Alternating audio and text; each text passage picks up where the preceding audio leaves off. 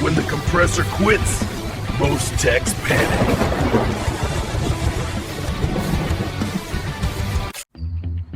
Bad compressor! Guessing costs money. Testing makes pros.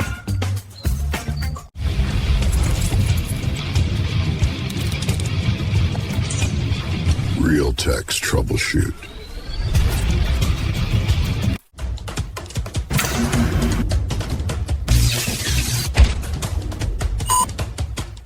Start with power. No voltage, no compressor. Check amps.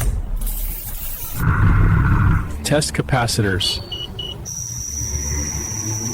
Ohm the windings.